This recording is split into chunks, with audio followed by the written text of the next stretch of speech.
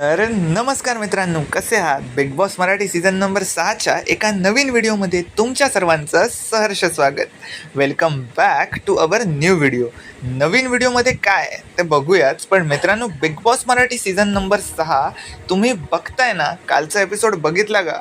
आणि कालचा एपिसोड कसा वाटला ते पण कमेंटमध्ये नक्की सांगा. तर मित्रांनो, ह्या व्हिडिओमध्ये आपण काय बघणार आहोत? तर ह्या व्हिडिओमध्ये आपण बघणार आहोत Bigg Boss Marathi season number 6चे लेटेस्ट वोटिंग ट्रेंड्स. कारण गेल्या व्हिडिओमध्ये आपण बघितलेले ओपनिंग वोटिंग ट्रेंड्स, त्यामध्ये काही फरक झाला आहे का ते ह्या व्हिडिओमध्ये आपण बघणार आहोत. मित्रांनो, Bigg Boss Marathi season number 6च्या मध्ये प्रभू बनलाय का न्यू कॅप्टन, हे पण आपण ह्या व्हिडिओमध्ये बघणार आहोत. त्याचसोबतच प्रभूने जी चावी चोरी केली ते चुकी बरोबर ते पण बघूया. तर मित्रांनो, या सगळ्या गोष्टीला चला सुरू करूया.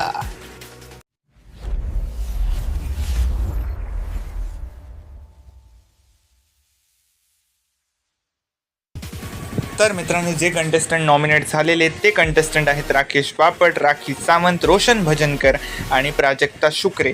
यांचे ओपनिंग वोटिंग ट्रेंड्स मी तुम्हाला सांगितलेले. तर आत्ता लेटेस्ट वोटिंग ट्रेंड्समध्ये आत्तासुद्धा नंबर 4वर आहे प्राजक्ता शुक्रे. प्राजक्ता शुक्रे याचे जे फॅन्स आहेत त्यांना तिला आता सपोर्ट करण्याची खूप गरज आहे. कारण जर वोटिंगनुसार एलिमिनेशन झालं तर सर्वात जास्त खतरा हा प्राजक्ता शुक्रेवरच आहे. प्राजक्ता शुक्रे हिची वोटिंग खूप कमी आहे आणि तिचा कॉन्टेंट पण नाही आहे. तेव्हा तिचे जे पण फॅन्स आहेत त्यांनी तिला प्लीज सपोर्ट करा, नाहीतर ती या आठवड्यात तुम्हाला जर वोटिंगनुसार झालं तर बाहेर जाताना दिसू शकते.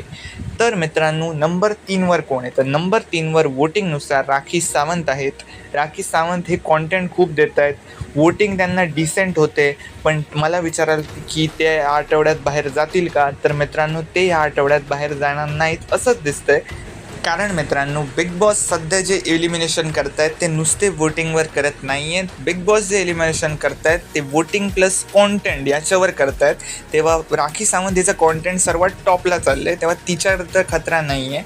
नंबर 2वर कोण आहे? तर नंबर 2वर आहेत राकेश बापट. राकेश बापट हे ओपनिंगला पण नंबर 2वर होते, आता पण नंबर 2वर आहेत.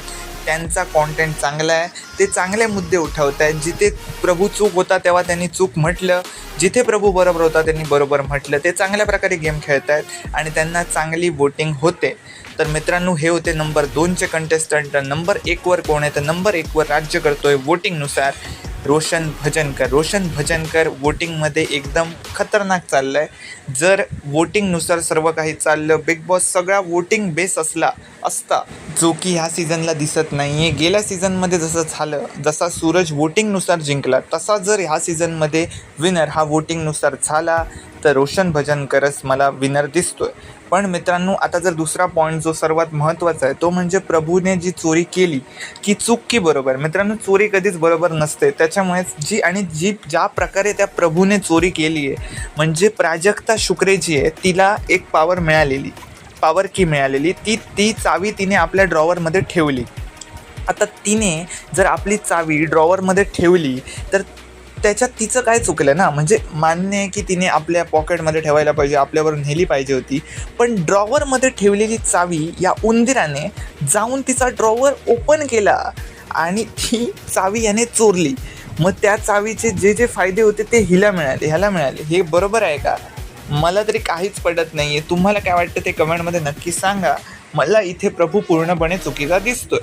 तर मित्रांनो, मला इथे बिग बॉस पण चुकीचे वाटले. कारण बिग बॉसने असं करायला पाहिजे होतं की प्रभूला सांगायला पाहिजे होतं की तुम्ही ही चावी चोरलेली आहे, तेव्हा तुम्हाला याचे फायदे मिळणार नाहीत. आणि प्राजक्ताकडून चोरली गेली तेव्हा प्राजक्ताला पण मिळणार नाही, असं काहीतरी केलं पाहिजे होतं. पण प्रभूला ती सगळी पॉवर दिली आणि त्याच्यामध्ये त्याला इम्युनिटी पण मिळाली. आणि असा प्रश्न झाला की प्रभू बनणार कॅप्टन. तर मित्रांनो, ही अफवा आहे. प्रभू अजून घरात कोणीही कॅप्टन झालेला नाही. जो पण कॅप्टन होईल त्याची सर्वप्रथम अपडेट माझ्या चॅनलवर तुम्हाला मिळेल. तेव्हा बिग बॉस मराठी रिलेटेड अशा सर्व अपडेटसाठी मला सबस्क्राईब करायला अजिबात विसरू नका.